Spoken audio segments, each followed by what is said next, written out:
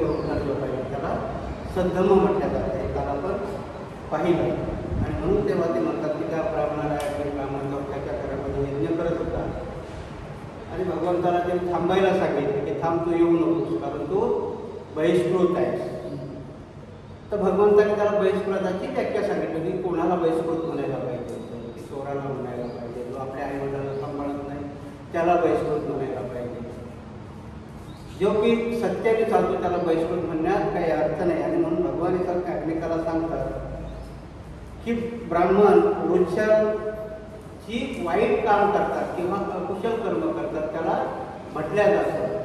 म्हणून अकुशल कर्म करणाऱ्याला बहिष्कृत म्हटलं जातं, त्याला ब्राह्मणी म्हटल्या जाते. कारण ब्राह्मणाची व्याख्या भगवान बुद्धांनी खूप वेगळी केलेली. जर धर्मपदात गेला तर ब्राह्मण हा एक चॅप्टरच आहे. आणि म्हणून भगवान बुद्ध सांगतात की कुठल्याही माणसाला उच्च आणि नीच किंवा याच्यावर तुम्ही बहिष्कृत ठरवू शकत नाही किंवा त्याला ब्राह्मण ठरवू शकत नाही.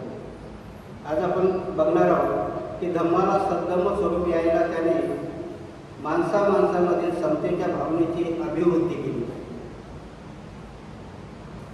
पुढच्या चॅप्टरमध्ये भगवान बुद्ध म्हणतात की माणसामध्ये समता निर्माण करणं हे तर सद्धम्माचं कामच आहे, पण त्याची अभिवृद्धी झाली पाहिजे, म्हणजे त्याच्यामध्ये वाढ झाली पाहिजे, ती सांगितल्या गेली पाहिजे.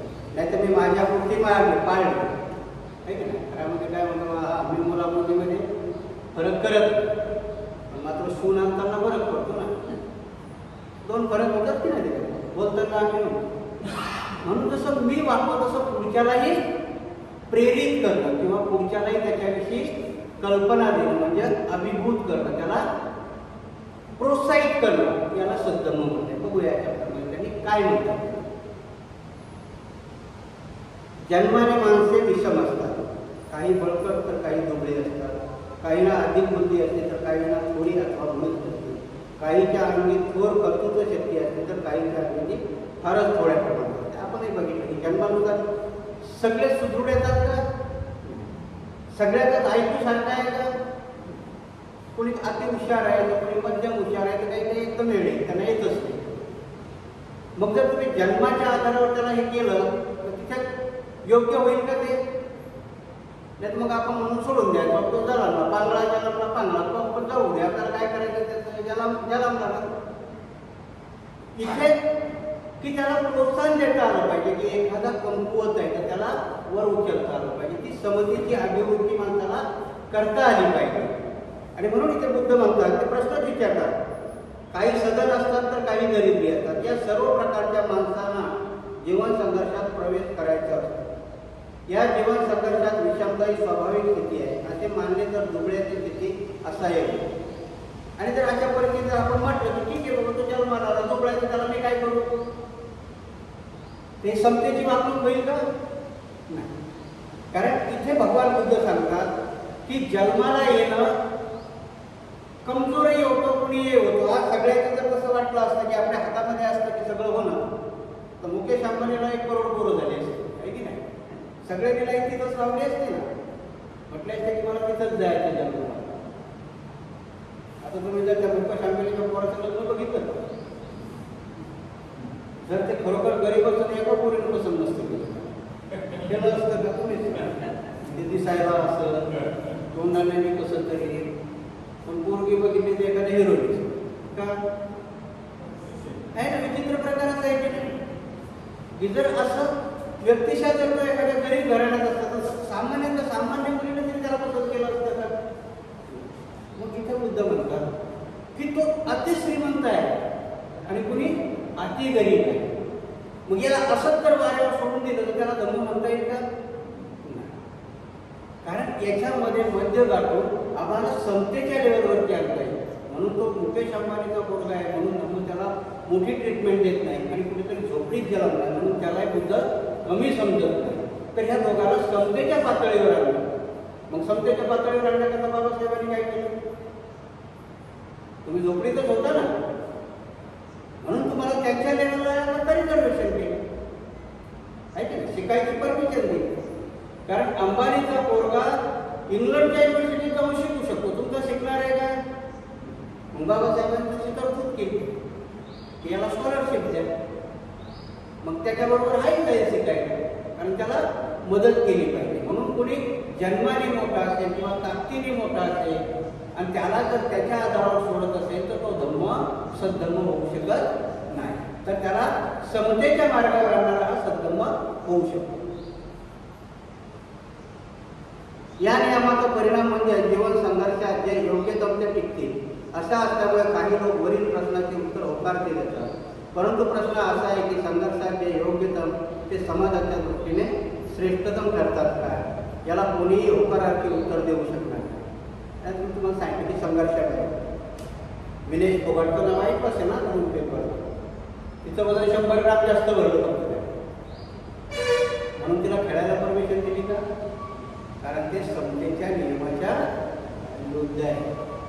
कारण ती 50 किलोग्रॅमच्या वेटमध्ये होती ना, मग 100 ग्राम का असणार ते वजन जास्त आहे म्हणून ती 50 किलोच्या वजनाबरोबर खेळू शकली नाही. काही काही लोकांना आपल्या भारताच्या लोकांना खूप राहतात असं तसं होतं म्हणजे 100 ग्रामनं काय होऊ शकतं. परंतु धर्म इथे परत त्या निश्चिततेकडे जातो की जर तुम्हाला कोणाची कॉम्पिटिशन लावायची तर ती बराबरी असते. नाही तर एखादा 6 फूट उंचीचा आणि 4 फूट उंचीचा आणि त्याला बास्केटबॉल खेळायला गेल्यावर गोल 4 फूटवाला करेल का? त्याने किती उड्या मारल्या तिथं हातच नाही पोहोचणार ना त्याला. म्हणून तो एक नियम केलेला आहे ना. तुम्ही बास्केटबॉल कधी जर बघितला असेल तर दोन्ही साईडचे गोल साधारणतः माणसाची उंची एवढी असते त्या नियमानुसार केल्या जातात. नाही तर एक 200 किलोचा पैलवान त्याच्याबरोबर त्या किळी पडावला तर काय होईल? तो हटणारच ना. आणि म्हणून इथं धम्म म्हणजे आचरणाचा इथे तुम्हाला कर्मकांडाचं नाही सांगितलं. म्हणून बुद्ध काय सांगतात की जिथे तुम्हाला स्पर्धा आहे किंवा जिथे तुम्हाला संघर्ष आहे त्या संघर्षामध्ये तुम्ही ती लिव्हल, कधी कधी तुम्ही इलेक्शनमध्ये ऐकलं असेल की ग्राउंड लेवल सेम पाहिजे बरोबर. आता असतंय ना, आमचा RTIचा लढतो त्याच्याकडे पैसेच नसतात. काँग्रेसवाला लढतो तर त्याला रात्रीचे एवढे पैसे वाटतो की किती का लोकांना पैसे. समान पातळी आहे का? ती संघर्षाची भूमिका समान आहे का? आज आमच्या जीवनामध्ये आपण जे जे करतो ते संघर्ष समान पातळीवर आहेत का? म्हणून आता आम्ही सद्धर्मात आहोत का? कारण सद्धर्मात जेव्हा आहे तुम्ही व्हाल की सगळे समान पातळीवर, रेस समान पातळीवर सुरू होते. नाही तर मग पळायला काय झालं, एखाद्याला 5 फूट जाऊ द्यायचं मग दुसऱ्या सोडायचं, पुढे गेला ते केलं. म्हणून संघर्षाच्या जीवनामध्ये बुद्ध इथे सांगतात की संघर्षाच्या जीवनामध्ये तुम्हाला समतेवरती आणावं लागेल. तुम्हाला विषमता ठेवून चालणार नाही.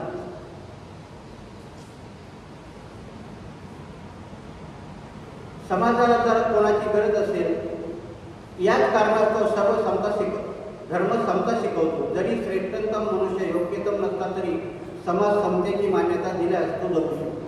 आता इथं 2 गोष्टी, श्रेष्ठतम आणि योग्यतम. आता तुम्ही म्हणाले याच्यात काय फरक आहे? समजा प्रोफेसरची जागा आहे, त्या प्रोफेसरच्या जागेला क्वालिफिकेशन काय, MPhil किंवा PhD मार्फत असते. योग्यता म्हटलं ना त्यांना, इलिजिबिलिटी योग्यता. मग श्रेष्ठतम काय? माणूस वागायला चांगला आहे, राहायला चांगला आहे, कुठले चोरी करत नाही, हे करत नाही. मग दोघांची कशाची कोणाची गरज आहे? श्रेष्ठतमला तुम्हाला तिथं नेमता येईल का? माणूस चांगला आहे, सर्व काही आहे, पण तो प्रोफेसर होऊ शकेल का? त्याला योग्यता लागेल ना. मग धम्मामध्ये बुद्ध म्हणतात नाही तुमच्या योग्यतेपेक्षा श्रेष्ठतम चांगला. कारण प्रोफेसर जरी शिकवत असला तरी समाज हा समूहाचा बनतो आणि समूहामध्ये जर तुम्हाला जायचं असेल तर योग्यता एका कारणाकरता आहे, पण श्रेष्ठतम हा समाजाकरता. कारण तो जर प्रोफेसर कितीही लायक असला, PhD असला, पण तो जर बलात्कारी असेल तर उपयोगाचा आहे का नाही? आधी पश्चिम बंगालमध्ये काय रेप कोणाचा झालेला आहे? तर प्रिन्सिपललाच अटॅक केलं ना. सद्धर्माचा आहे का तो? आणि म्हणून इथे बुद्ध सांगतात की योग्यतम पेक्षा श्रेष्ठतम असावं. योग्यतम एका कारणाकरता ठीक आहे, पण समाजामध्ये वावरताना तो श्रेष्ठतम असावा. म्हणजे तो धम्माच्या अनुकूल असावा, धम्माच्या आचरणानुसार असावा. आणि म्हणून समाजामध्ये जर कोणाला श्रेष्ठतम म्हणत असेल तर समाजाच्या उपयोगाचा माणूस हा योग्यतम नाही तर श्रेष्ठतम आहे. हा बुद्धाचा दृष्टिकोन आहे. यात जो धर्म समता शिकवित नाही तो स्वीकारनीय नाही असे त्याचे म्हणणे होते. स्वतःला सुखी करण्यासाठी दुसऱ्याला दुःखी करा, अथवा दुसऱ्याला सुखी करण्यासाठी स्वतःला दुःखी करा, अथवा स्वतःला आणि दुसऱ्यालाही दुःखी करा. अशा तऱ्हेच्या कर्माचा उपदेश करणाऱ्या धर्मावर तुम्ही विश्वास ठेवाल काय, त्यावर श्रद्धा ठेवाल काय. आता कधी कधी भानगड होती बघा, तुम्ही कधी कधी बघितलं की नाही. समजा आपली लहान लहान मुलं आहेत, खेळत आहेत आणि दोघांचे झगडे झाले. एकाने मारलंय, एकाचा बाप नाही झाले. आता एकाच्या आईने पाहिलं, जर आई चांगली असेल तर ती काय करेल, दोघांचा झगडा सोडले किंवा त्या काय ते बघेल. पण ती जर चांगली नसेल तर गेल्या गेल्या या पोरानं मारलं, त्याच्या कानफटात होईल. दुसरी अतिच ही असली तर ती जाऊन आपल्यालाच मारेल. दोन प्रकार घडतात की नाही. एक तर जाऊन ती त्याला मारेल, माझा पोरगा तसा नाहीच म्हणून त्याच्या दोन चार ठेवले. नाही ते एखाद्याला असं वाटलं की ते आपल्यालाच मारेल, गुन्हाही बघणार नाही, काहीच नाही. म्हणजे माणसं किती प्रकारची असतात की दुसऱ्याला दुःख देऊन आपलं सुख भोगणार, कधी कधी आपल्याला दुःख देऊन दुसऱ्याला सुखी करणार. बुद्ध म्हणतात दोघंही वेगळं, दोघंही चांगले नाही. कारण बुद्ध सांगतात की जोपर्यंत तुम्ही शहानिशा करणार नाही, जरी त्या दुसऱ्याची आई नाही, तुझा विचार ना, तुझी चुकी आहे का त्याची चुकी आहे ना, दुसरी पोरं खेळत असतील त्यांची साक्ष घे. जर तुझं चुकलं असेल तर मग त्याला शिक्षा दे. पण तुझं चुकलं नाही, तुझ्याने घडीभर मार खाल्लाय, तू अजून परत जाऊन त्यालाच मारशील, त्याला काय म्हणणार आहे. म्हणून इथं बुद्ध म्हणतात की दुसऱ्याला दुःख दे आणि मग आपण सुखी होतो, हेही धर्मात बसत नाही. आणि आपण दुःखी होऊन दुसऱ्याला सुख देणं हेही धर्मात बसत नाही. तर धर्माच्या आचरणानुसार की मलाही सुख मिळालं पाहिजे, या सुखापासून दुसऱ्याला दुःखही नाही झालं पाहिजे, याच्यावरचा तोडगा काढणे याला सद्धर्म म्हणते.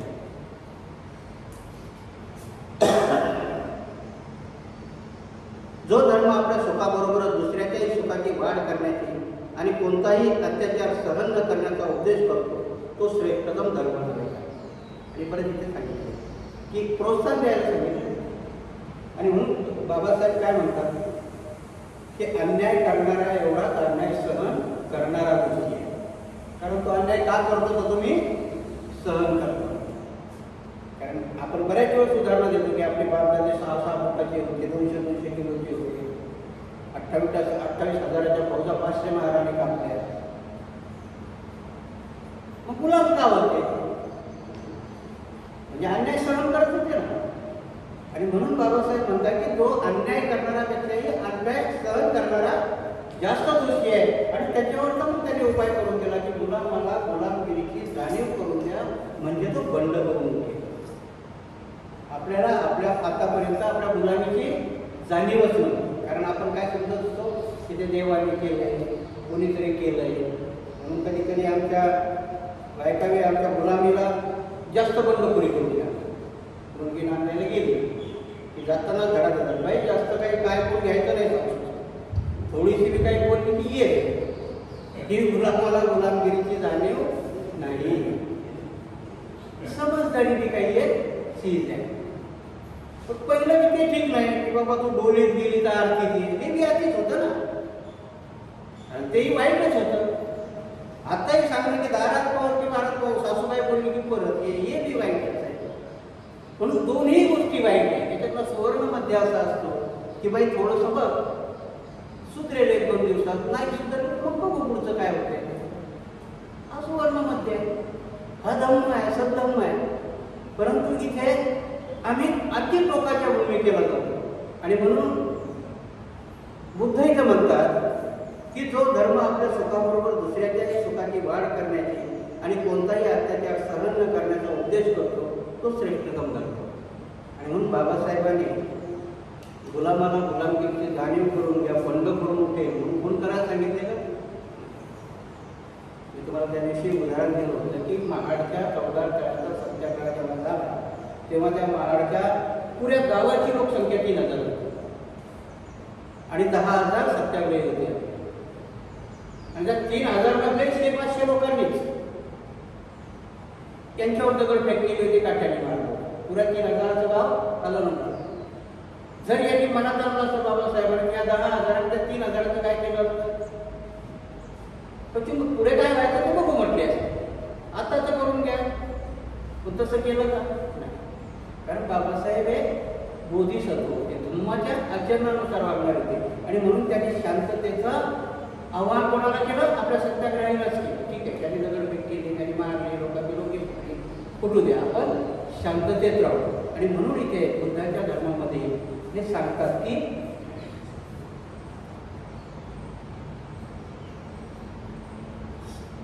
जो धर्म आपल्या सुखाबरोबर दुसऱ्याच्याही सुखाची वाढ करण्याची आणि कोणताही अत्याचार सहन न करण्याचा उद्देश करतो तो श्रेष्ठतम धर्म नव्हे काय. जे ब्राह्मण समतेच्या तत्वाला विरोध करीत त्यांना हे अशासारखे मोठे खोचक प्रश्न बुद्ध विचारित. बुद्धाचा धर्म म्हणजे माणसाच्या सत्प्रवृत्तीतून उद्भवणारा अत्यंत न्यायप्रधान साधन आहे. आणि म्हणून बुद्धाचा धर्म हा न्यायप्रिय आहे.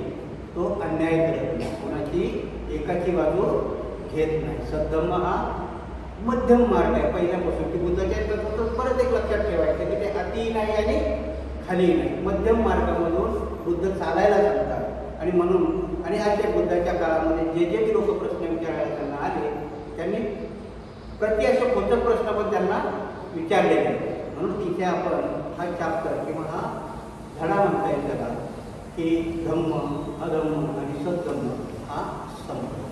आता आपण चतुर्थ खंडात प्रवेश करत आहोत आणि त्याचं नाव आहे धर्म आणि धम्म. बऱ्याच वेळेस आपण ऐकलं असेल की धर्म, बौद्ध धर्माला धर्म म्हणत नाही, धम्म म्हणतात. आणि बुद्धाने स्वतःच्या याच्याविषयी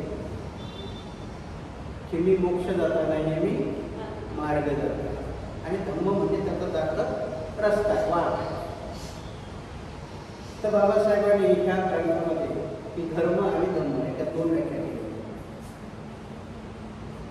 आता आपण जर बघत गेलो तर आपण धर्माच्या आचरणापेक्षा आपण धर्माकडे जास्त वळायला.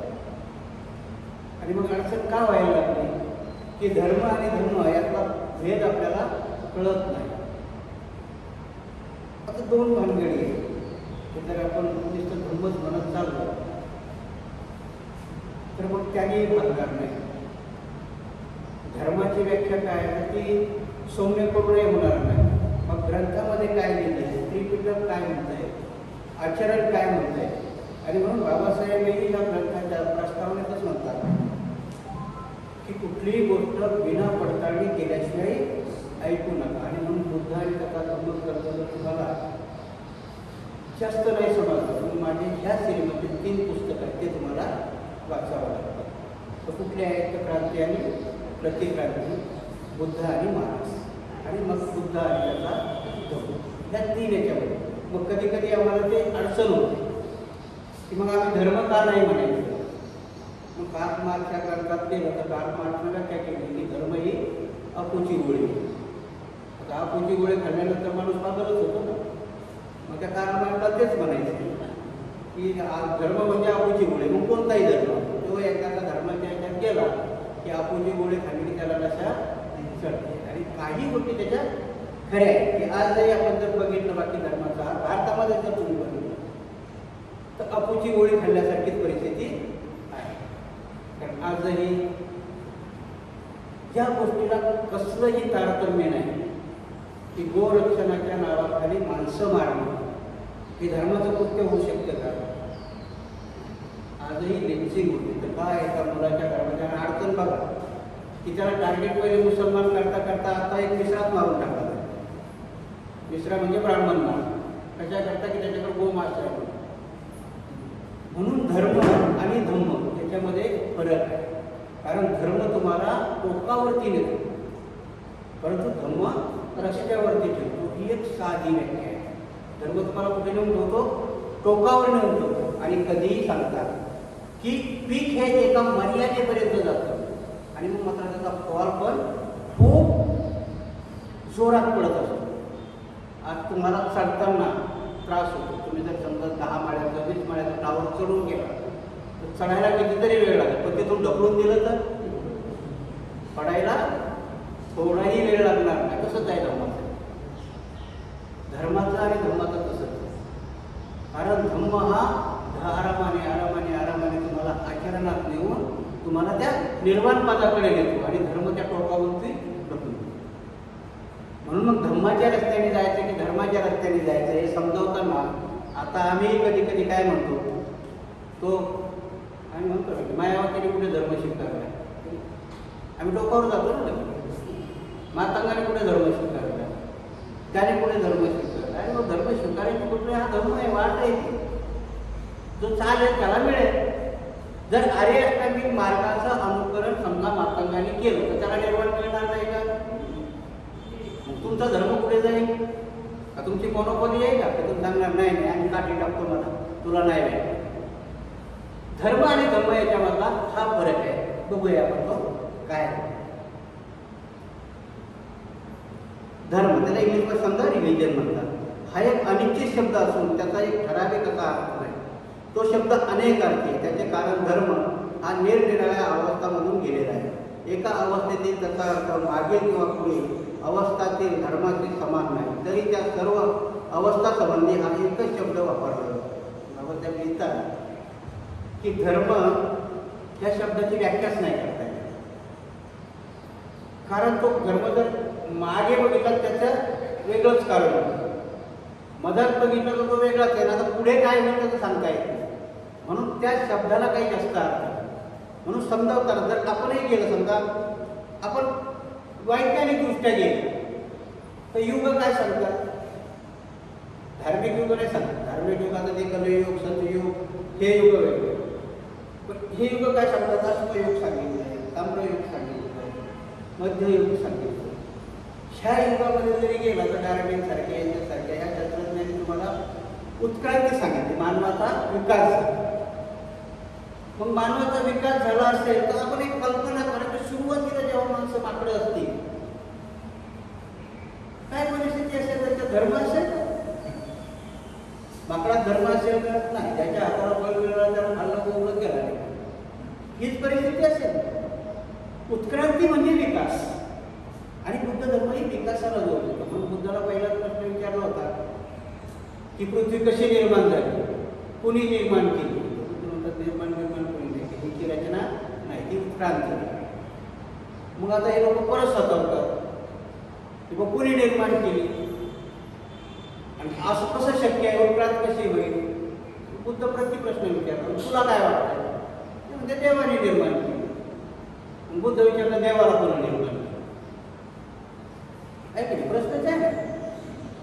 नाही नाही म्हणजे तो ऑटोमॅटिक झाला. म्हणजे जर देव ऑटोमॅटिक होतो तर पृथ्वी का नाही ऑटोमॅटिकली होऊ शकत. म्हणून हे उत्क्रांत होणं किंवा ऑटोमॅटिक होणं पुढे ते येणार आहे. म्हणून धर्म आणि धर्मामधला फरक जर जाणायचा असेल तर एक आधीचं टोक आहे आणि एक तुम्हाला दाखवलेला रस्ता आहे. वीज, पाऊस, पूर इत्यादीच्या घटनांचे कार्यकारण भाव आदी मानवाला स्पष्ट करता येत नसत तेव्हा त्याच्या निग्रहाच्या नावाने तो जे काही चमत्कारिक प्रयोग करी त्यांना जादू म्हणत. प्रारंभी धर्म आणि जादू ही एकरूपच होतो. आता आदी मानवाचा जर आपण विचार केला बघा, हिंदू धर्मात नावं बी कसे अग्निदेव आहे की नाही, वरुण देव. कारण काय त्यावेळेस त्या आदी मानवाला ऋतू कळले नसतील ना. आणि जेव्हा जंगलामध्ये घर्षण होऊन आग लागली असेल तर त्याला तो प्रश्नच पडला तर की झालं कशाने. आणि मग जेव्हा अग्नी पेटला त्याने त्याला नाव ठेवून टाकला अग्निदेव. मग कधीतरी पुढच्या 4 महिन्यांनी पाऊस पडला असेल तर म्हटलं हा काय प्रकार आहे. त्याच्या बुद्धीला पुढचं उत्तर सापडलं नसेल ना, मग त्याला वरून देव नाव लिहून टाकलं. म्हणजे बुद्धीला उत्तर नाही सापडलं, त्याला दिलेलं नाव म्हणजे त्याला चमत्कार किंवा देव किंवा धर्म. तुमच्या बुद्धीच्या पलीकडची गोष्ट जर काही असेल तर त्याला देव किंवा धर्म हे नाव.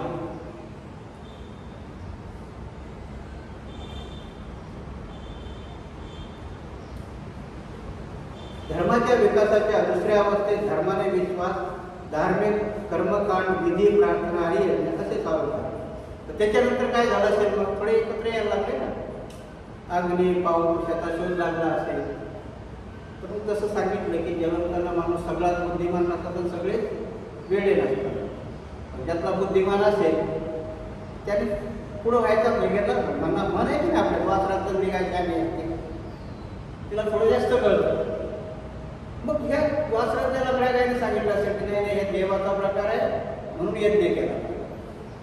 धर्माचा विकास बघा कसा त्यांनी यज्ञ सांगितलं असेल, देवावर विश्वास ठेवायला सांगितलं असेल आणि मग ती पुरोहिताची जात निर्माण झाली असेल की जिथे धर्म हा अस्तित्वात यायला कुठल्या तरी अनाहूत म्हणजे आपल्या बुद्धीच्या शक्तीच्या पलीकडचं कारण घडतं.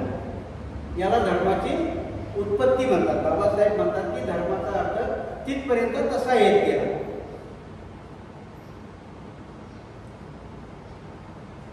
परंतु ह्या गोष्टी धर्माचा मूळ गाभा नसून त्या धर्मापासून उद्भवलेल्या म्हणजे गौण आहे. धर्माच्या केंद्रबिंदूला ज्या विश्वासापासून प्रारंभ होतो तो विश्वास असा की अशी एक शक्ती आहे की जिच्यामुळे सर्व चमत्कार घडून येतात, परंतु ती आधी मानवाच्या ज्ञान सामर्थ्याच्या पलीकडे आहे. ह्या अवस्थेतून जादूची महती कमी झाली.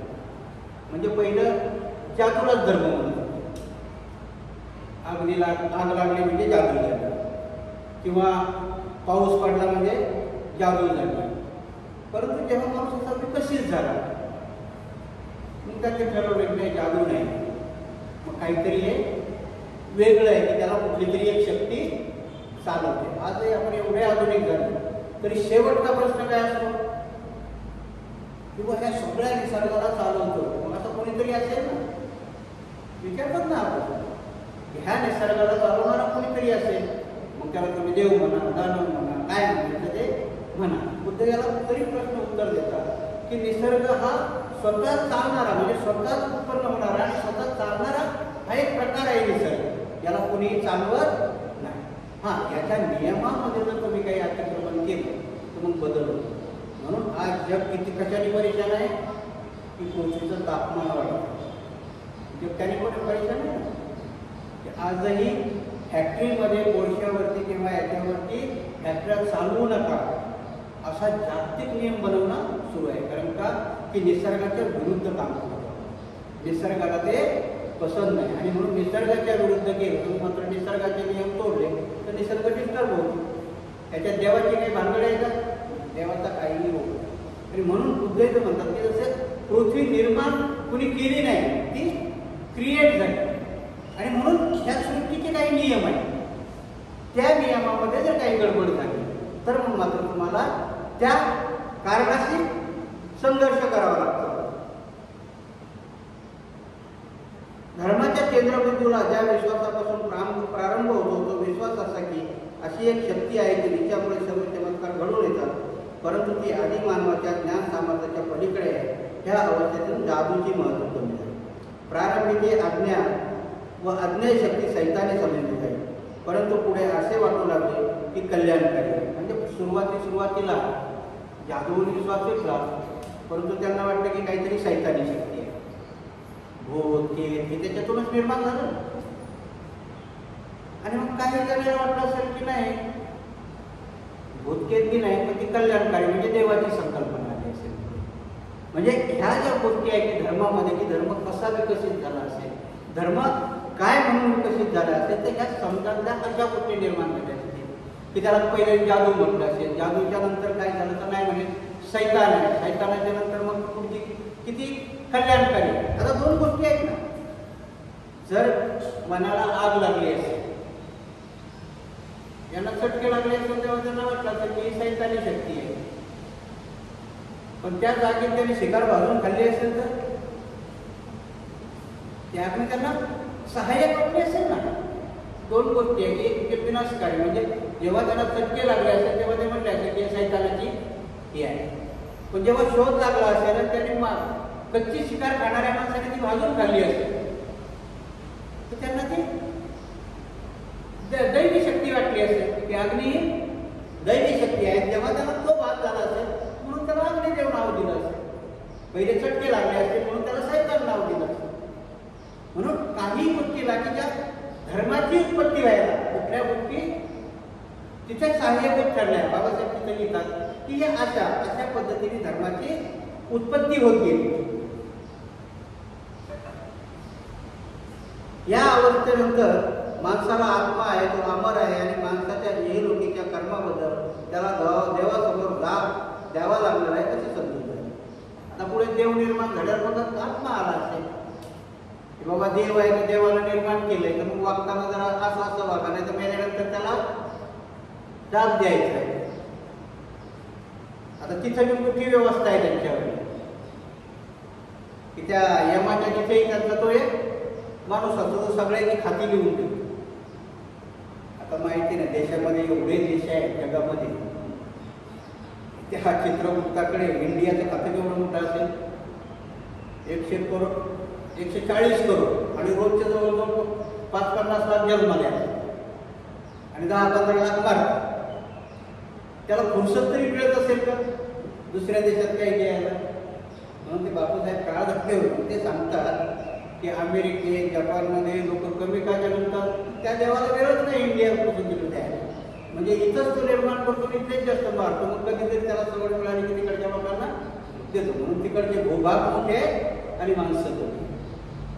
कारण महाराष्ट्राची लोकसंख्या एवढी आहे की जगातले जवळजवळ 10 ते 12 देश असे आहेत की त्याची महाराष्ट्रापेक्षा लोकसंख्या कमी, पण क्षेत्रफळ मोठं आहे आपल्याकडे, म्हणजे राहण्याची जागा मोठी आहे. आपल्याकडं जागा छोटी आहे आणि माणसं भरपूर.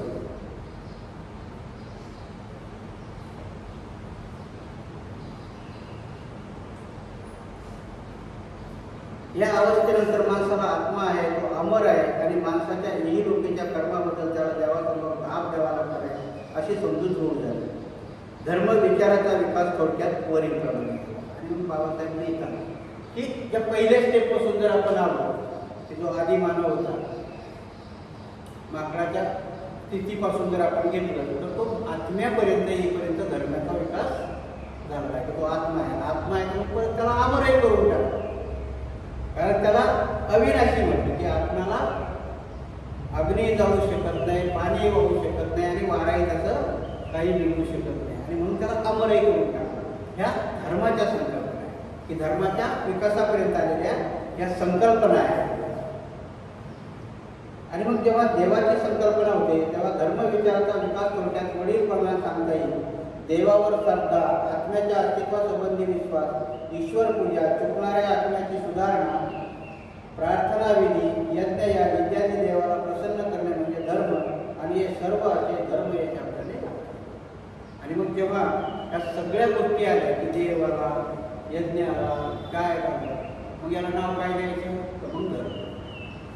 आणि प्रत्येक गोष्टीत जर तुम्ही गेला तर प्रत्येक ठिकाणी तीच भानगड आहे. कारण शेवटचा प्रयत्न काय येतो आत्मा, आणि आत्मा अमर आहे. तो ख्रिश्चन धर्माचा त्याला सोडून कुठल्याही धर्मात गेला की आत्म्याशिवाय तो धर्म नाही. आणि म्हणून भगवान बुद्धाच्या याला धर्म का म्हणत नाही, त्यांनी आत्माच मानला म्हणून त्याला काय म्हणतात धर्म. जो आत्म्याला नाटला त्याचे धर्म आहे, म्हणजे ते वाट दाखवणार आहे. ज्याला आत्म्याची संकल्पना मान्य आहे त्याला वाट दाखवता येईल का? कारण ते कन्फर्म ठेवलेलं की आत्मा मरत नाही. मग त्याला कितीही वाट दाखवली तर त्याचा आत्मा मरतच नाही ना. त्याचा आत्मा फक्त कपडे बदलल्यासारखे शरीर बदलतो. आणि म्हणून धर्म आणि धम्म. आता धम्माची काय व्याख्या केली बाबासाहेबांनी ती आपण. बुद्ध ज्याला धम्म म्हणून संबोधतो धर्मापासून मूलता भिन्न आहे.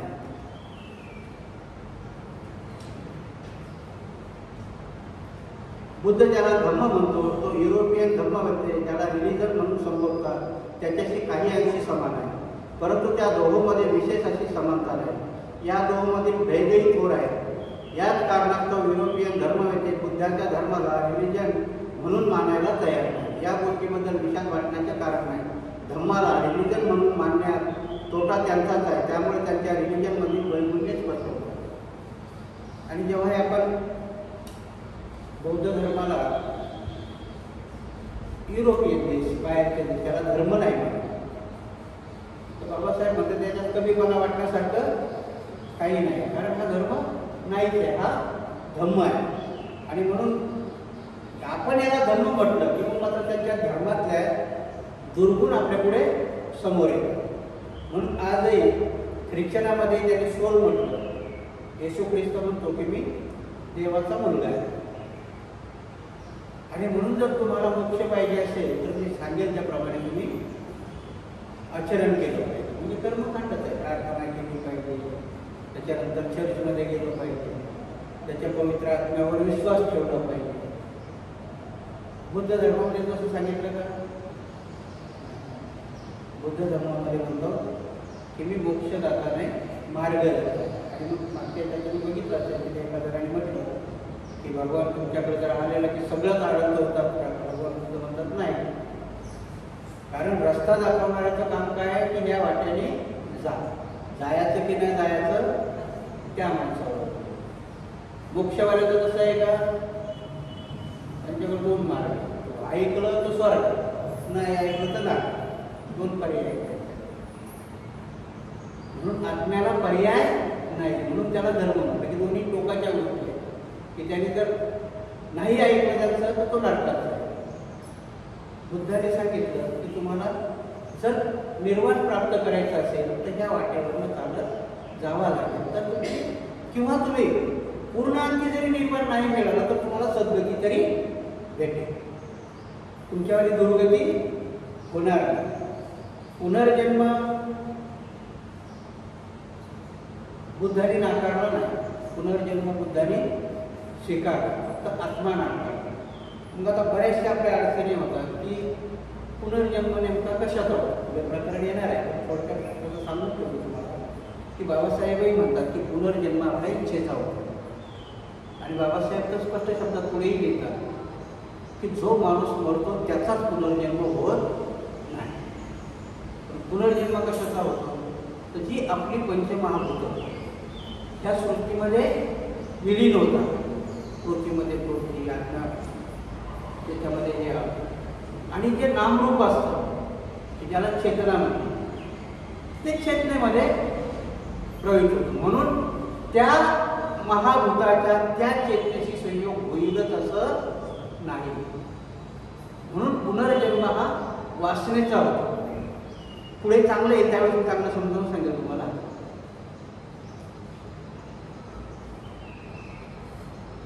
या वादात पडण्यापेक्षा धर्माची कल्पना देऊन तो रिलिजन पासून वेगळा कसा आहे हे दाखवणे अधिक श्रेयस्कर ठरेल. असे म्हणतात की हा वैयक्तिक असून ज्याने ज्याने तो स्वतः पुरताच मर्यादित ठेवावा, सार्वजनिक जीवनात त्यात अवसर देत नाही. आणि म्हणून आजही कधी कधी आपण म्हणतो ना की बाबा धर्म आपल्या आपल्या घरात ठेवा. धम्माला तसं म्हणता येईल का? कारण धम्म ही वाट आहे. आजही लोक काय म्हणतात की ठीक आहे ना बाबा, तुझा राम आहे तुझ्या घरात ठेव ना. आता मला वाटतं 2 दिवसांनी गणपती बसवले जाईल. गणपतीचं तो माहिती उदयनराव ठाकरे, बाळासाहेब ठाकरेचे वडील होते. त्यांनी देवळाचा धर्म धर्माचे देव होते, छोटासा ग्रंथ लिहिला. त्याच्यामध्ये त्यांनी गणपतीची व्याख्या केली. तार्किक गोष्टी आहे. आता इथं तुम्ही कधी घोषणा ऐकली असतील की ते गणपती बाप्पा मोरया म्हणतात. मोरया हा काय शब्द आहे? मौर्य वंशकालीन जे गणराज्य होते आणि त्या गणाचा जो पती असायचा म्हणजे राजा असायचा त्याला गणपती म्हणते. म्हणजे गणाचा पती. त्यावेळेस असा कोण होता? सम्राट अशोक मौर्य. म्हणून ती पद्धत चालत आली, गणपती बाप्पा मौर्य. सम्राट अशोक त्यांचं मौर्य वंशीय होते आणि ती पद्धत तर काही जुळवता आली नाही. म्हणून ह्या पद्धतीने त्यांनी पण तो मौर्य शब्द म्हणजे प्रतापाच्या सांभाळत आल्या. तर आता तो रस्त्यावर बसतो. कधीपासून बसायला लागला रस्त्यावर? कारण धर्म हा घरात पाळण्याची गोष्ट. कारण धर्म एका माणसा करताय, धम्म समूह करताय. जर एकच माणूस असेल तर त्याला धम्माची गरज नाही. एकट्या माणसाला धम्माची गरज आहे का? पण जेव्हा 2 माणसं एकत्र येतात तेव्हा धम्माची गरज जरूर लागते. कारण एकट्या माणसाला तसं स्वातंत्र्य आहे, तो कसाही वागू शकतो ना, त्याला धम्माची काही गरज नाही. त्यांनी मनात आलं तो कसाही वागू शकतो, कसाही राहू शकतो.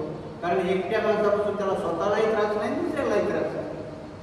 कारण तो एकटाच जर असेल, आता विचार करायचा समजा भावशिकपुऱ्यामध्ये एकटाच माणूस आहे, 4ही बाजूला कुंपण मारून ठेवून त्याला कुठेच जाता येत, त्याला काही धम्माची गरज आहे का? त्याने उड्या मारल्या काय, नागडा फिरला काय, कसा फिरला काय, त्याच्यापासून ना लोकांना त्रास आहे ना त्याचा लोकांचा त्याला त्रास आहे. म्हणून धम्म तिथे होतो, धर्म त्याला आहे. आणि त्याचा धर्म सांगतो तू एकटा जरी असला तरी तू पूजा केली पाहिजे, नाही तर नरकातच. धम्म सांगतो का तसा? धम्म दोघांना असतो. जेव्हा दोन माणसं एकत्र येतात म्हणजे साधारणतः जेव्हा लग्न झालं तेव्हा पती आणि पत्नी आणि तिथून धम्म सुरू झाला. कारण एकमेकाचा मान सन्मान केल्याशिवाय तुम्हाला पुढे जाता नाही येणार. कारण तो सद्धम्म, आपण धम्म आणि सद्धम्म बघितलं. ह्या परिप्रेक्षीमध्ये हा ग्रंथ समजतो की धर्म आणि धर्मामधली काय आहे. एकच माणूस असेल तर धर्माची गरज नाही. म्हणजे मग दोन माणसं एकत्र येतात, मग 2 4 6 जेव्हा समाज एकत्र येतो तेव्हा धम्माची गरज पडते. आणि धम्म हा तुम्हाला नीती शिकवतो.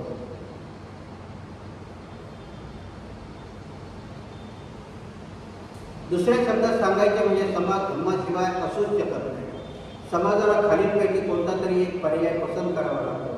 समाज वाटेल तर शास्त्राचे साधन म्हणून धम्माची निवड करतात, कारण धम्म हे तर शासनाच्या साधनाहून वेगळे आहे.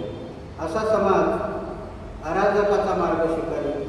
दुसरा पर्याय म्हणजे समाज पोलीस म्हणजे हुकुमशाही याची समाजासाठी निवड करू शकेल. तिसरा पर्याय म्हणजे समाज धर्माबरोबर धर्माचे उल्लंघन करणाऱ्या लोकांना शासन करणारा मॅजिस्ट्रेट इतर स्वीकार करू शकते. अराजक आणि हुकुमशाही ही दोन पर्याय स्वतंत्र आहेत. बाबासाहेब इथे सांगतात की धम्म म्हणजे काय आहे. कारण जेव्हा तो आपण एकत्र येतो कुठली तरी शासन प्रणाली नियुक्त करतो. आपल्या घरातही जर समजा आपण गेलो तर घराचे एक नियम असतात ना. तर घराच्या स्वैराचार करू देतो का? घराचा राष्ट्रपती बाप असतो, पंतप्रधान आई असते, प्रजा मुलं असते. तर नियम काय करायचे की बाबा असं वागलं पाहिजे, तसं वागलं पाहिजे. म्हणजे धर्म हा तिथे चालू होतो. म्हणून बाबासाहेब त्याला समाजाच्या परिप्रेक्षात नाही की जर धर्मच मांडला तर एक शासन पद्धती. कारण त्या जमान्यामध्ये असं त्रिपिटकामध्ये येतं की राजे लोकांनी भिक्खू संघाने केलेले नियम आपल्या राज्यामध्ये लागू करायचे. त्याला धम्मशासन म्हणतात. आजही आपण जर गेलो तर धम्मशासन म्हणतो की धम्माचं शासन आलं पाहिजे. हीच संकल्पना त्याने सोडून ते काय म्हणतात रामराज्य. धम्माचं शासन म्हणजे नीतीचं शासन, चांगल्या आचरणाचं शासन. आणि म्हणून इथे बाबासाहेब लिहितात की माणसापुढे पर्याय काय असतात. एक तर धम्मशासन किंवा डिक्टेटरशिप. आपण राज्य लोक होते ना त्यावेळेस, राज्याचं शासन. किंवा त्याच्या पुढे गेलं तर पोलीस स्टेट म्हणतात. पोलीस स्टेटची संकल्पना माहिती आहे तुम्हाला काय? लोकशाहीमध्ये पोलीस स्टेट म्हणजे काय, फक्त कायदा आणि सुव्यवस्था आम्ही पाळू, बाकीचे तुम्ही करा, तुम्हाला काय करायचं ते करा, त्याबद्दल आम्ही फक्त काय तुमच्याकडून टॅक्स घेऊ. ही राज्य कुठली आहे? आजही तुम्ही दुबई इराण तिकडे गेलं ना, ते राज्याची पद्धत आहे, पण ती पोलीस स्टेटसारखी आहे. ते राजा सांगतो की मला फक्त काही तुमचा ते त्या बोलतात की फक्त खाली कायदा आणि सुव्यवस्था सांभाळेल. बाबासाहेब तेच लिहितात की धम्मामध्ये आपल्याला अनुशासन कुठलं हे करायचं याचं स्वातंत्र्य धम्म तुम्हाला देतो. मग तुम्ही ठरवायचं की आम्ही काय करणार आहोत. आणि मग ह्या तिन्ही पर्यायामध्ये जर तुम्ही पोलीस स्टेटही निवडलं, राज्याचं स्टेटही निवडलं, तर मात्र तिथं तुमचं स्वातंत्र्य हिरावलं. म्हणून धम्मामध्ये जर पर्याय कुठला असेल तर फक्त तिसऱ्या पर्यायात स्वातंत्र्य टिकू शकते. ज्यांना स्वातंत्र्य पाहिजे त्यांनी धम्माचा स्वीकार केला पाहिजे. धम्म म्हणजे काय आणि धम्माची आवश्यकता काय, प्रज्ञा म्हणजे काय आणि त्याची आवश्यकता का असावी. प्रज्ञा म्हणजे समाज अंधश्रद्धेला समजुतीला जागा राहू नये म्हणून भगवान बुद्धाने प्रज्ञेला आपल्या धर्माला 2 गुणशिलापैकी एका गुणशिलेचे महत्त्व दिले. करुणा म्हणजे काय आणि करुणेची आवश्यकता काय. करुणा म्हणजे प्रेम आणि करुणेशिवाय समाज जगू शकत नाही किंवा त्याची उन्नती होऊ शकत नाही. म्हणून बुद्धाने करुणेला आपल्या धर्मात दुसऱ्या गुणशिलेचे महत्त्व दिले. ही झाली बुद्धाच्या धर्माची व्याख्या. आणि म्हणून बुद्धाचे धर्म कशावर अवलंबून राहिला, धर्म कशावरती अवलंबून आहे, कर्मकांड यज्ञ याग आणि याच्यावर. बुद्धाचा धर्म कशावर अवलंबून आहे, प्रज्ञा करुणा आणि शील. 2 टोकं म्हणजे धम्म आणि धर्माचा फरक कळला तर की धर्म हा कर्मकांड आणि याच्यावरती आधारित आहे, तर धम्म प्रज्ञा करुणा आणि शील याच्यावरती आधारित. प्रज्ञेची व्याख्या सांगताना कधी कधी आपण खूप वेगळी करतो. मी थोडासा वेगळ्या ह्याच्यात जाऊ शकतो तुम्हाला की प्रज्ञा भगवान बुद्धाची प्रज्ञा काय आहे. की जेव्हा भगवान बुद्ध जन्माला आले तेव्हा सगळ्या ब्राह्मणांनी व्याख्या केली होती ना की जर एक ग्रस्त जीवनात राहायचे चक्रवर्ती राजा होते आणि मात्र वैराग्य आलं तर सम्यक संबुद्ध होतं. प्रज्ञेची गोष्ट सांगतोय, स्टोरी सांगतो म्हणून त्या पद्धतीत नका. तर ही गोष्ट हिमालयामध्ये त्यावेळेचा अशीच मुनी यांना त्यांच्या दूरदर्शी ज्ञानाला समजतं की बुद्धाने जन्म घेतला. आणि मग तो अशीच मुनी ऋषी कपिलवस्तूला येतात. कपिलवस्तूला चालत चालत येतात आणि जेव्हा दारात उभे राहतात तर मग त्यांचा जो पहारेकरी असेल त्याला सांगतात की त्या राजाला जाऊन सांग की तुझ्या दारामध्ये अशीच मुनी आहे. आता त्यावेळेचा तो ऋषी होता, म्हणजे खूप मोठा ऋषी होता ना, नाव होतं त्याचं. पहारेकऱ्याला माहिती नाही, पण जेव्हा सिद्धोधनाला जाऊन सांगतो तेव्हा सिद्धोधन गावात येतो आणि सिद्धोधनाला माहिती आहे त्या ऋषीचं महत्व. आणि बाहेर आल्यानंतर मग त्या ऋषीला म्हणतो की ऋषीदेव तुम्ही मोठे आहात, जर तुम्ही मला तिथून हुकूम केला असता तर मी माझ्या सैन्यासहित तुम्हाला भेटायला आलो.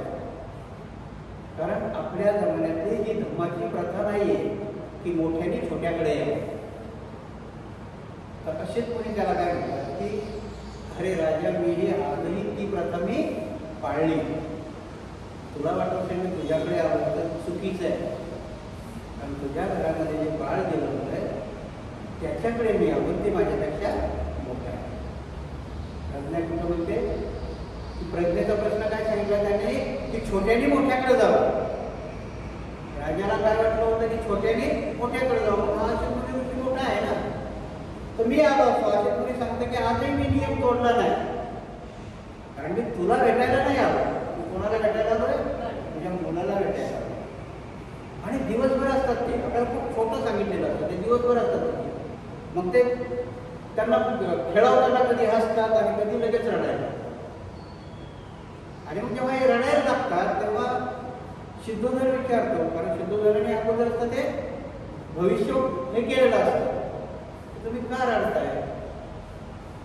तर ते अशीच मुली तिथे सांगताय की अरे मी हसतो कशा करता की मी किती भाग्यवान आहे की बाल सम्यक संबुद्धाला मी हातात घेतले, म्हणून मला खूप आनंद झाला.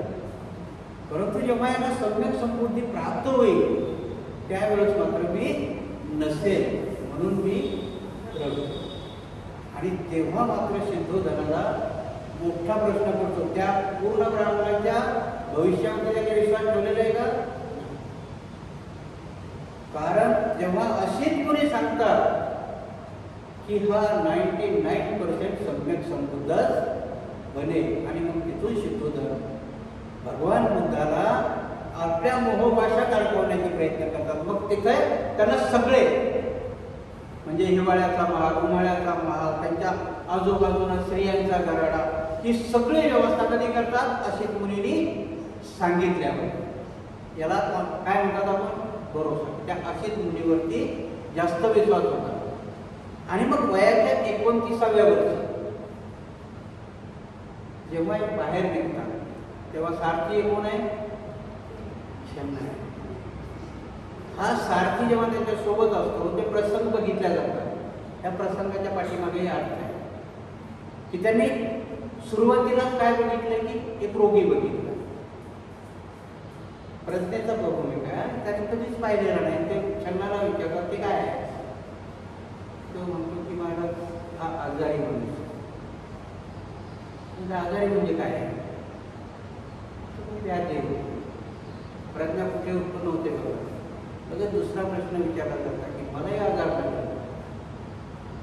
त्यांना म्हणतो मला राजाने जर मना केले तुम्हाला निगेटिव्ह सांगायला, पण खोटं तर नाही बोलू शकणार तुमच्याबरोबर.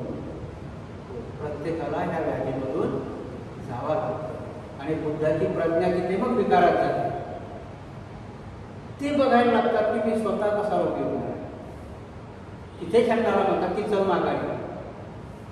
मला कळलं मी आजारी कसा दिसतोय, मला दिसायला लागलं. एकाच दिवशी 4 गोष्टी घडलेल्या सांगितल्या त्रिपिटकामध्ये. तर दुसरं काय बघतात ते? म्हातारा बघतात ना. म्हातारा बघतात, जपकड म्हातारा. ते विचारतात की हा असा वाकडा काय? म्हणजे तो म्हातारा. प्रश्न तोच असतो, मी होईल का? आणि जेव्हा ते म्हणतात की मग परत त्या भूमिकेत ते जातात, स्वतःला ते बघायला लागतात. म्हणजे प्रज्ञा जागृत होते, स्वतः बघायला लागतात की मी कसा होणार आहे. तेव्हा मृत्यू बघितला जातो. 4 माणसं वाहून नेतात आणि तेव्हा ते विचारतात की हे काय करतो? आणि हा गेला म्हणजे मी मरणार आहे, तुम्ही मरणार. आणि मग परत ते त्या प्रज्ञेत जातात आणि प्रज्ञा तर निर्माण होते की ह्या सगळ्या गोष्टी माझ्याबरोबरही घडणार आहे. याची पुढची स्टेप कुठली येते? प्रज्ञा तर झाली निर्माण, त्याला ते म्हटलं तर सगळेच मारणार आहे, मीही मारणार आहे. मला काय मरेपर्यंत माझ्याजवळ राज्यही आहे, होतं की नव्हतं त्यांच्याकडे. इथली पुढची स्टेप आहे करुणा. कारण त्याच्यात काय जागृत होते? करुणा, की जसा मीही मरणार आहे तसा पूर्ण समाज मरणार आहे आणि म्हणून मला या समाजाकरता काहीतरी केलं पाहिजे. म्हणजे प्रज्ञेबरोबर काय निर्माण होते? करुणा. आणि इथे बुद्धाचा धर्म स्टार्ट होतो. तिकडे होतो का? तिकडच्या राजाने केले का तसं काही नाही. तिकडच्या राजाने तर जेवढं मिळवता येईल तेवढं मिळवता येईल. आणि शेवटी महाभारतात जर गेले तर तो दुर्योधन 5 गावही द्यायला त्याला तयार आहे. करुणा आहे का तिथे? प्रज्ञा बी आहे का? एखादा आपला सारखा आहे म्हणून जाऊन बोलते नाही, एवढं थोडं पडलंय, हे 5 गावं घेता म्हणलं म्हटलं असतं की नाही? पण ते नाही, कारण त्याने तिथे धम्म सांगितलं. धम्म सांगितलं त्याने धर्म सांगितलं. कृष्ण पुढे येऊन सांगतो धर्म की नाही नाही, धर्मानुसार क्षत्रियांनी असंच वागलं पाहिजे. भगवान बुद्ध जेव्हा हे सगळे प्रकार बघतात तेव्हा त्यांच्यातली करुणा निर्माण होते की नाही, जर हे सगळं असं घडणार असेल तर मी याच्याकरता काहीतरी केलं पाहिजे. आणि म्हणून धम्म कशावर आधारित आहे? प्रज्ञा आणि करुणेवर आधारित आहे. तर धर्म, यज्ञ, याग, कर्म आणि कांड याच्यावर आधारित आहे. म्हणून बौद्ध धर्म आहे का? बौद्ध धम्म आहे.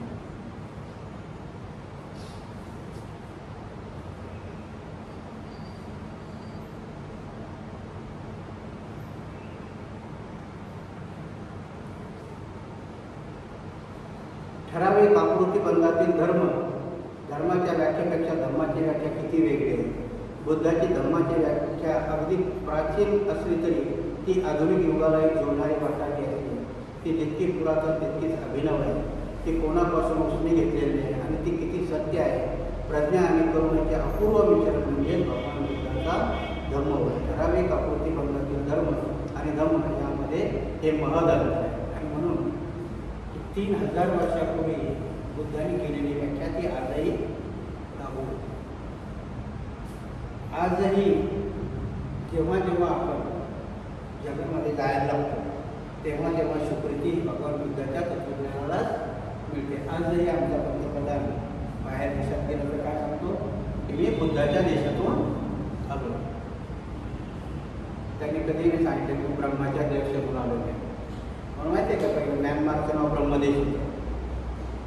आमचे लोक म्हणायचे काय, ब्रह्मदेश म्हणजे त्या ब्रह्माचा देश. ती लोक एवढी वाईट टाकली त्यांनी त्याच्याचं नावच बदलून दिलं. आता त्यांचं नाव म्यानमार ठेवलं. त्या म्यानमारचा अर्थ तोच आहे, ब्रह्म. त्यांच्या भाषेचा अर्थ तोच आहे. पण ते म्हणजे येणे इंडिया आहे. ते इंडियावाल्यांना काही कळत नाही. कारण पहिलं ब्रह्मदेश म्हटलं की नाही आमचा ब्रह्माचा देश. कारण ब्रह्म ही बुद्धामधली संकल्पना आहे. परंतु जेव्हा आम्ही धर्म आणि धम्म याच्यामध्ये जातो तेव्हा मात्र धम्माची व्याख्या ही प्रज्ञा आणि करुणाशिलावरती आधारित आहे. तर धर्माची व्याख्या वेगळ्या पद्धतीने आहे. तर मग धर्माचं प्रयोजन काय आणि धम्माचं प्रयोजन काय, की धर्म कशा करताय आणि धम्म कशा करताय ह्याच्याप्रमाणे आपण धर्माचे प्रयोजन काय आणि धम्माचे प्रयोजन काय, ती प्रयोजने एकच आहेत का भिन्न आहेत? या 2 प्रश्नाची उत्तरे बुद्धाच्या शून्यकर्ता आणि पोटपात या ब्राह्मणाबरोबर झालेल्या संवादात आढळतात. एकदा भगवान मल्लाच्या अनुपेय या नाटकात राहत होते. त्या प्रसंगी एके दिवशी अगदी सकाळी चिवणे धारण करून हातात भिक्षापात्र व दुसरे चिवर घेऊन त्याने भिक्षाटनासाठी नगरात प्रवेश केला. रस्त्यात त्यांना असे वाटले की भिक्षेसाठी इतक्या सकाळी जाणे योग्य नव्हे, म्हणून तो परिवारचे भगवान यांच्या आश्रमात त्यांना भेटण्यात गेले. भगवानांना पाहून भगवा उठला आणि अभिवादन करून म्हणाला, भगवान या आसनावर बसा. भगवान बसल्यावर भगवा एका लहान आसनावर बसला आणि भगवंतांना म्हणाला. भगवंत याच्यामध्ये छोट्या छोट्या गोष्टी लक्षात की भगवंत चॅरिटीला जेव्हा निघाले तर बघितलं तर थोडा लवकरच चालतो. आणि चॅरिटीचे काही नियम आहेत ना. जर सकाळी 5 वाजता गेले चॅरिटीला तर कोणी उठलेला असेल का? सगळे झोपलेले असेल. आणि मग भगवान जेव्हा निघतात तेव्हा त्याला लक्षात येतं की मी जरा लवकर चालू आहे चॅरिटी. कारण आजच्या जमान्यात तेव्हाच्या जमान्यात चॅरिटी कशी असायची कसे घड्याळ होते का तेव्हा? आता आपण भिक्षू म्हणतो ना, आम्ही 12च्या आत घेऊन तेव्हा घड्याळ नव्हतं. ते काय म्हणत असते, एक प्रकार होता की त्याच्या आत जेवलं पाहिजे विकायला बोलतो. पण मग त्याच्या आत जेवायचं त्यावेळेस ती संस्कृती काय असेल? शेती असेल ना. त्यावेळेस काय फॅक्टरी नसतील, त्यावेळेस कलेक्टर ऑफिस नसतील, शेतीच असेल ना. मग शेतीचं झालं. शेतीच्या याच्यामध्ये बाहेर कधी कामाला जात असतील. साधारणतः दिवस चांगला वर आल्यावरच जात असते. त्या शेतात जायचं म्हणजे आपल्या घरातलं सगळं करूनच जात असते. म्हणजे साधारणतः शेतात जायच्या अगोदर चॅरिटीला गेलं पाहिजे, नाही तुम्ही घरी कोणी सापडणार नाही. आणि जेव्हा भगवान बघतात की खूप लवकर चालतो म्हणजे अजून त्यांच्या घरातले स्वयंपाकही झाले नसतील किंवा उठले नसतील, तर मग त्यावेळेस ते काय करतात की भगवाचा आश्रम आहे बाजूला, चला मी त्याच्याकडे जाऊन थोड्याशा चर्चा करूया, धर्मावरती चर्चा करू. आणि म्हणून त्याच्याकडे जातो. आपण काय बघतो, धम्माचं प्रयोजन काय आणि धर्माचं प्रयोजन काय हे बघतोय आपण. आणि मग त्या भगवाकडे ते जातात.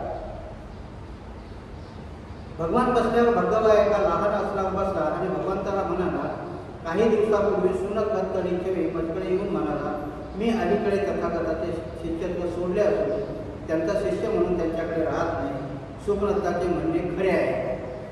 आणि भगवा विचारते हा सुखदत्त भगवंताकडे असतो आणि भगवंताला सोडतो. खूप मोठी स्टोरी आहे.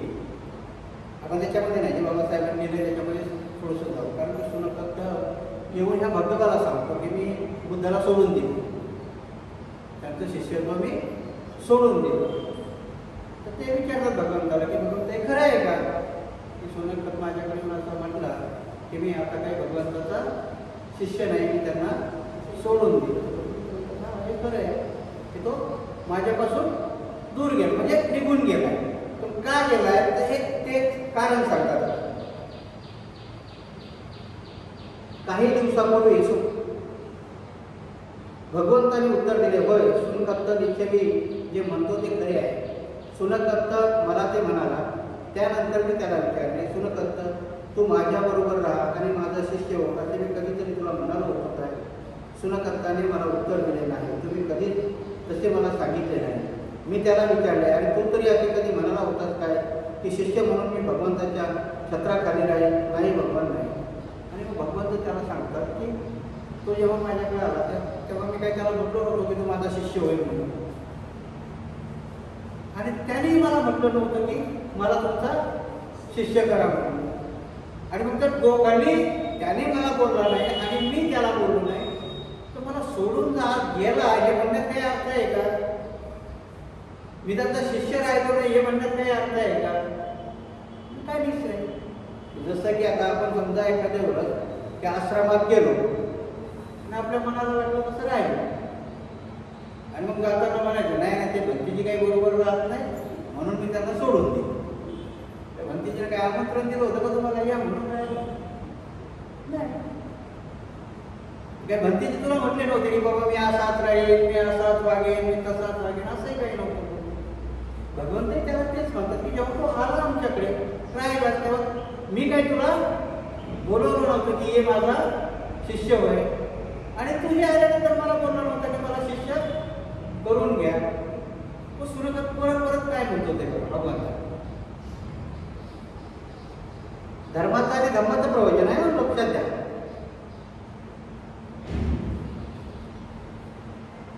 मी त्याला विचारले, आणि तू तरी असे कधी म्हणाला होतास काय की शिष्य म्हणून मी भगवंताच्या छत्राकडे राहील? नाही भगवंत नाही.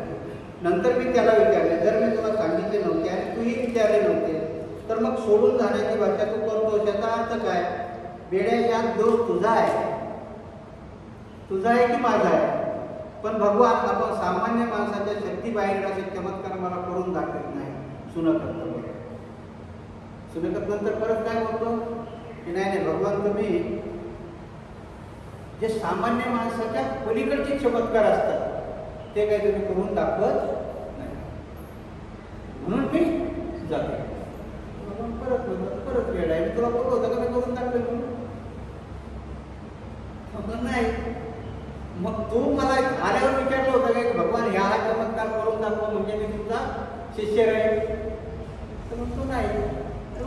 तू विचारलं नाही, मी तुला बोललो नाही, आणि तरी तू लोकांना सांगतो की मी गौतम बुद्धाला सोडून चालतो. येते का लक्षात तुमच्या काय आहे की भगवान बुद्ध सांगतात की मी कुठलंही तुम्हाला अभिवचन दिलं नाही. तो काय सांगतो? चमत्कार करून दाखवा. चमत्कार कोणाची संकल्पना आहे? धर्माची. आणि चमत्कार करू नये ही संकल्पना कोणाची आहे? धर्माची. म्हणून बुद्धाला रिद्धी सिद्धी प्राप्त नव्हत्या अशातला प्रकार नाही. भगवान बुद्धाला तुम्ही जर वाचलं असेल तर त्यांना अंतर्ज्ञान होतं. चिंचानी पोटावर कपडे बांधले त्यांना ज्ञान होतं, परंतु त्यांनी चमत्कार दाखवला का? त्यांनी भिक्षूलाही सांगितलं की तुम्हाला एखाद्या वेळेस जर रिद्धी सिद्धी प्राप्त झाली तरी चमत्कार करून दाखवू नका, कारण हा धर्म माझा चमत्काराचा धर्म नाही, तर माझा धर्म कशाचा आहे? दुःखमुक्तीचा. आणि म्हणून हे जे लोकांनी पंथ काढले आपल्या याच्यावरती, तर एका विद्येवरती काढले, कारण ह्या प्रत्येक विद्येवरती, आणि त्या बुद्धाला सगळ्या अवगत होत्या. म्हणून तंत्रयान म्हणजे जादूटोणा, वज्रयान मूर्तीपूजा, महायान, कर्मकांड, कारण ह्या सगळ्या विद्या भगवान बुद्धाला अवगत होत्या. पण बुद्धाने सांगितलं होतं की जर ज्याला एकाला जरी अवगत झाली तर सगळा जमाना त्या सगळ्याकडून अपेक्षा करेल. आजही समजा एखादा मुलगा शिकलेला आपण म्हणतो ना, जर एखाद्याला काही नाही आलं मग काय शिकलास, सरळ आपलं उत्तर असतं की नाही. आता त्या शिकण्याचा आणि याचा काही संबंधही नसतो, पण आपण म्हणताना म्हणून एवढा शिकला असं हे येत नाही. म्हणजे प्रत्येक गोष्ट आलीच पाहिजे असं काही आहे का? मग जर एखाद्याला जी सिद्धी प्राप्त आहे तर सगळ्यांनी, आता समजा एखाद्या भंतीजीला ती सिद्धी प्राप्त आहे आणि त्यांनी करून दाखवलं, तर तुम्ही प्रत्येक भंतीजीला म्हणाल ना त्या भंतीजीने तर करून दाखवलं, ते करून दाखवतो ना जेवण घेतो, नाही तर नाही गेले भंतीजी आहे की नाही. म्हणून भगवान बुद्धाने काय सांगितलं की अरे तुला मी तुला बोललो होतो का तुम्ही चमत्कार करून दाखवेल म्हणून? नाही. तू तरी मला विचारलं होतंस का की तुम्ही मला चमत्कार करून दाखवा तरच तुमचा शिष्य होतो? नाही. मग हा कसला गाढवपणा आहे की लोकांना जाऊन सांगतो मी सोडून दिलं त्यांना म्हणून चमत्कार करत नाही. म्हणजे इथे तुम्हाला धर्म आणि धम्म याच्यातला फरक आहे की धर्मामध्ये चमत्कार केला जातो, धर्मामध्ये चमत्कार केल्या जात नाही. त्याच्या उत्तर देतात बुद्ध.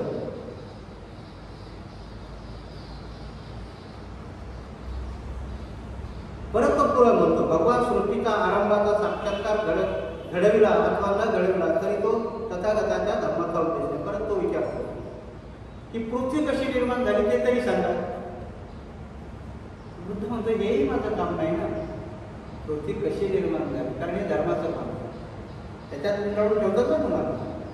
पृथ्वी ब्रह्म्याने निर्माण केली म्हणतात, ते चराचरात परमेश्वराने म्हणतात ना. तुम्हाला सांगितलं तरी मी तो अफगाण भाषा म्हणजे ते दारू प्यायचा, तो मौलवी यायचा, कहापना ये खुदा का घर है यहाँ मत पियो, तो म्हणायचा तुम्ही इतकं सांगता की खुदा सब जगे में देखता है. त्याच्याच घरात येऊन पिलेलं काय माझ्या महालात दुसरं केलं तरी बघणारच ना तो. म्हणजे धर्माचं कर्मकांड किती वेगळं आहे. इथे तो सोनं करतो भगवंताला काय विचारतो की तुम्ही मला पृथ्वीचं रहस्यही सांगत नाही की कुणी निर्माण केली. धर्मामध्ये काय सांगितलं? पृथ्वीचं रहस्य कोणी निर्माता?